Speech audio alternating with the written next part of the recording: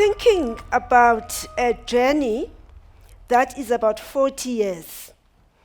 I am not sure that I have reached the pinnacle of learning. I believe that we have every opportunity, every step of the way, an opportunity to learn. Leadership is not defined by age. Leadership is not defined by experience.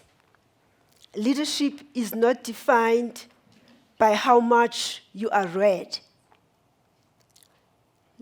Leadership is defined in my own book by the way you engage, interact, influence, and see results in what you do. For you to be able to lead successfully without stress, you've got to change the language of engagement. That enables you not to be a victim of your circumstances. That releases you to be who you really are without antagonizing the person that you are working with. It is important to be very self-reflective. You have to know yourself. If you don't know yourself, what are your limitations? How far can you push yourself? How far can you endure the difficulties? My message today is that it's easy and it's good to emulate other people. It's easy, it's good to admire other people. But if you have ambition, if you have aspirations, don't sit and say, I can't do this. Nothing is impossible. You can and you will if you just get the right tools. This is my personal mantra, is that we tend to make people who have assumed positions of leadership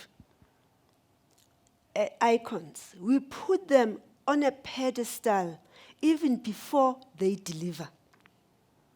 People tend to be imbued. The moment you appoint or you elect or you nominate somebody as a leader, then it's like that person is a god.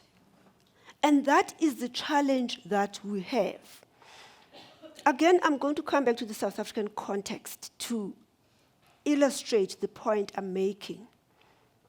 As a country, we have a lot, and I think Nigeria may have the same issues and other African countries, because we have the traditional leaders. We have the religious leaders. And then we have the political leaders. And it doesn't matter which one you choose. The traditional leaders are supposedly born as leaders, and therefore they believe you've got to respect them by virtue of the fact that they are born leaders. The religious leaders believe that they've got a direct connection, WhatsApp group with God, and therefore you've got to believe them and you've got to respect them. The political leaders, they baffle me a bit because you elect them and then they want you to bow to them. And so my approach is that firstly, let's not have too high expectations of leaders. Let's hold leaders to accountability. That does put a lot of work on us. Because firstly, we can't be the victims. Secondly, we can't blame somebody else if things don't work. So what drives me is being part of a process of transformation. And also being born in Africa to a black family, I felt that it's not an accident. There is a reason for me to be black in South Africa and be a black woman. And therefore I said, I needed firstly to prove to myself that I cannot be stereotyped. But it's not just about me.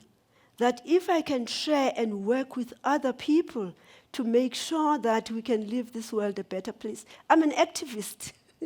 And that's what drives me. I've been fortunate that I had a father who believed that we are all equal. So I'm the eldest girl at home. I've got brothers. And even when I got married, they would never make a decision at the Orleyns without conferring with me. He believed that money was not the main thing in life.